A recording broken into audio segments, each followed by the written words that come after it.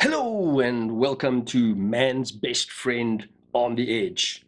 So what we have here is the Knives Roxi. So this is a Todd Knife and Tool design knife. So brothers Seth and Terrell Todd. And why Man's Best Friend? Because apparently this knife, the name Roxi, R-O-X-I, it was named after one of the brothers' dogs. One of the dogs that unfortunately did pass away, but they named this knife after their dog, which kind of makes these two guys, well, let's put it this way, two guys that I can really relate to. If you see any photos of them, they seem to be dog guys, very, very similar to the people in my own family. And another way I can kind of relate to them, reading up a little bit about the brothers, apparently their father was constantly building things from furniture to dirt bikes from scratch. Sounds very, very similar to my own father. And he was even restored old machining tools. So both brothers developed a love for edged tools as they grew up. And then apparently around 2015, they both became very heavily involved in the knife community, and Seth designing knives and Terrell giving feedback. And they now work to produce, according to what I read, prototypes that can be put into production. So there we go, a little bit about Todd Knife and Tool. Right, guys, so with that as a background, I am going to be doing the usual, and that is materials, dimensions, and weight, and then dive into design and attributes of, well, a very attractive knife. It is one of those knives that really does appeal to me. Right, so let's get cracking. Materials, very, very good materials, as one can expect from a wee knife. We've got the blade steel Bowler M390, nice premium steel there. Handle titanium, and then everything pretty much titanium on this knife. So the clip, the pivot cap, the screws, the back spacer, all of that titanium. And then the pivot assembly, we've got ceramic ball bearings. Right, dimensions and weight of the knife. We have a blade length of 66 millimeters, and that is 2.6 inches. Blade thickness is 4 millimeters, and that is 0.16 inches. Handle thickness is 12.4 millimeters, and that is 0.5 inches. Closed length of the knife is 94 millimeters, and that is 3.7 inches. Overall length of the knife, we've got 160 millimeters, and that is 6.3 inches. And then weight of the knife, and I do have stated weight from Wee, and I've mentioned this before, that normally Wee's weights, and we'll see if that works out this time. Normally Wee's weight is almost, or sometimes is, bang on the same as my scale. Right, now let's get that, satisfy the OCD and get that lined up as much as possible. Is it lined up? Yeah, kind of, maybe. Right, let's get this on and see what we're on. We're on ounces, 3.8 ounces. Well, there you go. As I said, 3.8 ounces was their stated. We stated weights as well. And then let's just flip through that and get it to, grams. Right, so 110 grams. And we have said 108 grams. Oh, that's a bit disappointing, but there we go. 100. There we go. Well, pretty close anyway.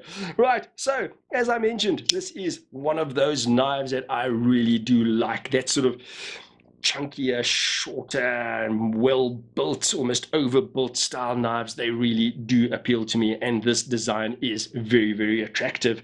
So and a number of these design features, by the way, that I'm going to go through are very, very familiar to other Todd Knife and Tool design knives. And in fact, I will bring out another one just now and point out some of those similarities, some of those design elements. So we've got a Warncliffe blade. We've got flat grind, quite a deep flat grind on that. And then we have this sort of broad, flat fuller that really does look attractive. And you can actually use that to deploy the blade as well. And I'll speak a little bit more about that a bit later on. Big forward finger choil. It is not a sharpening choil, so it actually stops short, or should I say the edge maybe stops short of that choil, so not really a sharpening choil at all. And then while I'm speaking about that, let's speak about the edge of this particular knife. The edge incredibly neat and very, very sharp out of the box, so typical of a wee knife. Then the spine of the blade, we can see we've got a sort of stylized swedge at the back there, and that also really looks very, very good and suits the design of the knife. And then very aggressive jimping on the spine, and that jimping very, very grippy as well. Get that closed and have a look at the flipper. So a tiny little flipper on the knife, but that also does look good. So it sort of really blends into the design of the knife and doesn't stick out very far. You can see just behind that on the handle, we've got a little bit of a cutaway, and I'll speak some more about that, but that assists in making that little flipper more effective as you're flipping the knife open, but I'll show that a bit later on as well. Right, let's get that open. General shape, these angular shapes and these cuts into the handle, that really does look good, and the handle complements the shape of the blade very nicely as well. You can see the spine of the handle dips down towards the spine of the blade, and once again, once I get my fingers around that, I'll show you what that looks like and how that works. These cuts and shapes that have been milled into the titanium are incredibly neatly done, and every one of those little cuts and lines has a very neat little beveled edge around them, and a little beveled edge around all the way around the edge of that handle as well. Jimping at the back, so closed back designed knife this, and that backspacer has got this sort of wide jimping, but it's that sort of jimping that once again is more for aesthetic reasons than anything else. And on this specific version of the knife, that has been bronzed slightly, and that again is one of those things that appeals to me. So we've got the bronzed finish on that backspacer, we've got the bronzed finish on the clip, and then it's a little bit more obvious perhaps because it's shinier, the bronze finish on the rest of the hardware, so all the screws and the pivot caps. Also really does look good. The finish on that handle is on that gray, on the titanium handle is a gray stonewash, and that also very, very tidily done. Big lanyard hole, oblong shaped lanyard hole as well, and that nicely done. A little bit of a very, very narrow chamfered edge around that. That also really done nicely. And then that interesting, a little hole in the top of that lanyard hole. Not entirely sure why that's done. Maybe if you've got the way that you feed it through, you can sort of feed it through the outside and then bring the two strands of your lanyard hole through that side of the handle, or the other way around. I suppose that's how you could work with that extra little hole, but very, very neatly done and really nicely considered. And the sort of design and aesthetics of the knife also just beautiful. Everything tying in very, very nicely on this knife. You can see the way the cut of that Warncliffe comes down and sort of matches that shape on the back of the handle. Just really beautifully, beautifully done, this knife. So let's get the knife open and get that in my hand. So a small chunky knife, as I said. So if I get my hand completely onto that handle, you can see what that looks like. And then my little finger just wraps around the very end of the handle. And I have mentioned that I've got medium-sized hands. I wear a large glove, so you can just get a bit of a sense of that. But this is one of those knives that is designed and begs you to choke up on the blade. And that's what feels the most natural and comfortable on this knife. So that's what that looks like. This very nice big forward finger choil, and by the way, the finish on that also really very good. We've got a little chamfered edge on that choil as well, and that makes it very, very comfortable to choke up on the blade. And then your thumb naturally falls onto the jimping, and there's that little drop that I spoke about, that drop onto the handle, and how that then runs into the blade, and you can see how your thumb generally falls into that area. So the aesthetics, the ergo, well, the aesthetics, that's a matter of opinion. Again, the ergos though on this knife, excellent. The knife really feels good, secure in hand, and it feels like a good hard use type knife. Right, what else? Well, I didn't speak about the markings in the blade. Let's quickly have a look at that. So we've got the Todd Knife and Tool, the TKT little logo on the flat of the blade, and that very tidily done. And then no other markings as per what we normally does. The we logo then sits on the pivot cap on the show side of the handle. Right, what else? There's no attempts to lighten the knife at all, so no milling on the inside of that handle. Oh, I did want to speak about, before I get onto the clip, that little cutaway there. So let's get back to that, shall we? Let's speak about the pocket clip now first. Right, so we've got tip up carry. It is not reversible, so right hand only, and a very interestingly shaped pocket clip. And if we look at that from the side, decent amount of space there. It is sort of one of those pen type pocket clips, but not particularly deep carry. You can see that's in your pocket. You're going to see the pocket clip and quite a bit of the knife sticking out. Now, I'm going to speak about that little cutaway and from an aesthetic perspective and the practicality of it. So, and I'll speak about the deployment of the blade at the same time. So that little flipper, when you're flipping that, I think that cutaway just means that your finger gets a little deeper into the handle as you're flipping, and that makes the flipping action a lot more effective. So get hold of that little flipper, and that really does fly out. So that works beautifully. But what I wanted to point out is just the way that that is cut back, and that is beautifully done and sort of adds to the design of the knife. But if you flip it around and you look at the cutaway that makes space for your finger when you are unlocking the blade, that is done exactly the same way. And that is when you pick up little things like that, it is really satisfying. That sort of attention to detail is gorgeous on a knife. So that little cutaway there, obviously just to make a little bit more room for your thumb to get in there to unlock the blade. And then it works equally well if you use your forefinger to unlock the blade as well. Your finger really very comfortably gets in there to unlock the blade to close it. So you can deploy the blade using the flipper. And then we've got that fuller, that broad fuller that I spoke about earlier on. And that means you can get your middle finger in there and you can really beautifully spidey flick this when you do it properly, spidey flick this blade as well. So that really works very well. The action on the knife, it is running on those ceramic ball bearings. It is not the freest blade that I have felt, especially from a Wii perspective, but it is pretty smooth.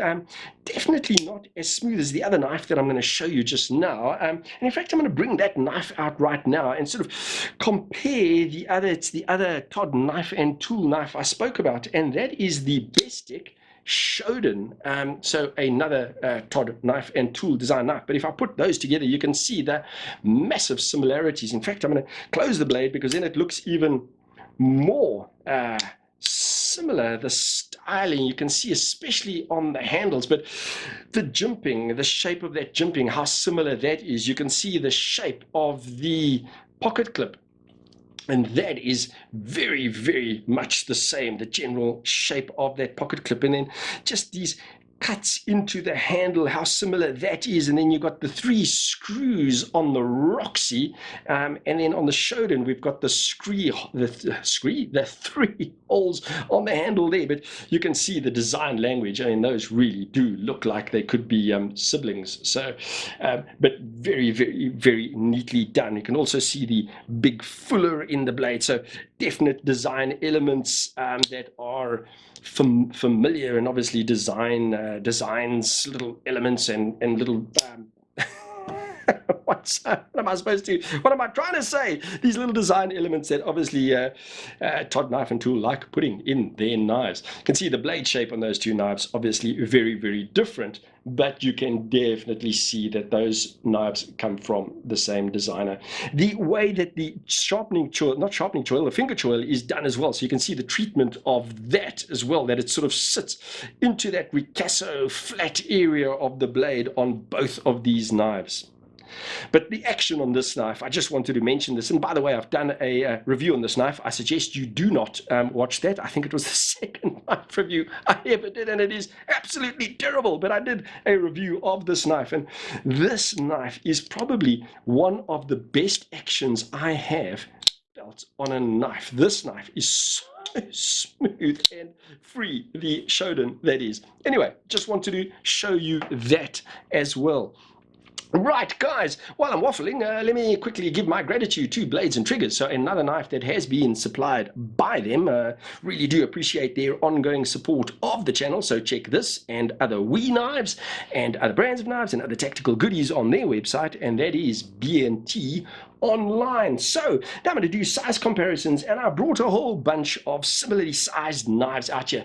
I've mentioned before that in other reviews that I do like the chunky sort of shape and type of knives. So the first one I'm going to bring out is, where is it? Another Wharncliffe blade that I now do not see on my desk.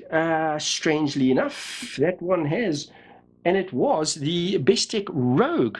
My goodness, the Bestech Rogue, another Wharncliffe bladed knife, and it's not. Oh, there it is. It is. I'm going blind. I thought I brought it. There it is. That is it the Bestech? No, Kaiser. Kaiser Rogue, another sort of short, chunky-ish knife with a Wharncliffe blade. There we go. Give you a little bit of a look on those two.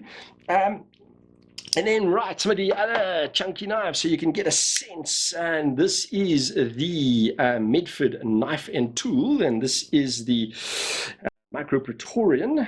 Give you some sense there too. Those very, very similarly sized knives.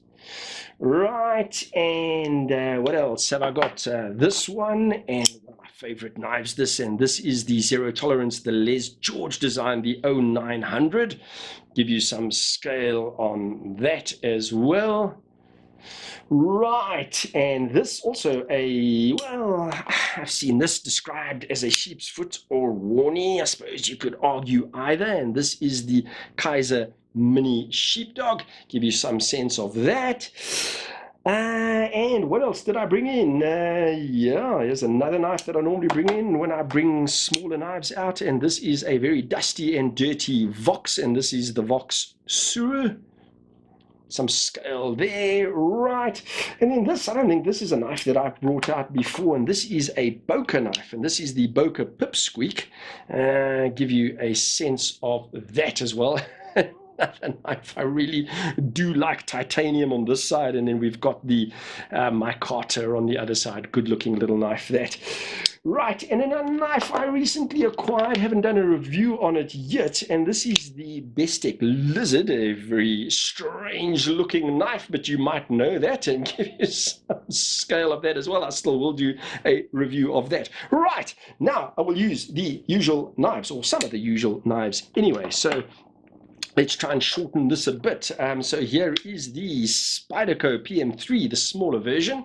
Give you some scale there. And then the Spyderco Manix 2, an altogether bigger knife, but just to give you a little bit of sense of that, you might know that knife, right? And then the last one I'll use, a knife that has been out for a long time, and you therefore probably will know it, and that is the Benchmade Mini Barrage. Give you some scale on that as well. Right, and that is just about it. So, summary of my thoughts of the knife. It is a goodie. It has the usual wee attention to detail. It's got that pivot cap on the lock side that has those sort of machined concentric circles on it, for instance. It is just all-round beautiful knife. It is the type of knife that I really do like. I mentioned before I like all knives, but I do like these sort of more stubby, compact designs that sort of have that overbuilt feeling about them, but this an incredibly appealing knife. I'm fighting the temptation to add this to the collection, and a Wharncliffe blade does make for a really good user. It is such a practical type of blade shape for everyday use, you know, for that fine work with that point, and easy to keep that blade tidy.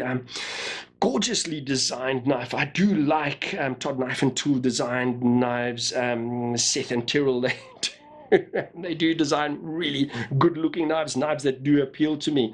And then the production quality of this, again, from WE, just superb. So a knife that I do highly recommend. If you've not got one in your hand, it's been out for a long time. I've had one in my hand before. First time I've managed to get one to mess around with for a while, but it is an exceptionally nicely built and nicely designed knife, and good looking knife. So a knife that I would highly recommend you check out. A nice good little EDC knife, guys, and I think that is just about it.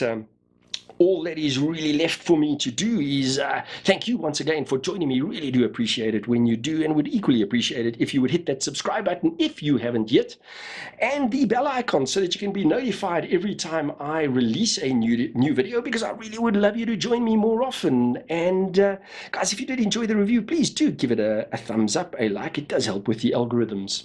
And other than that, you go well, and God bless.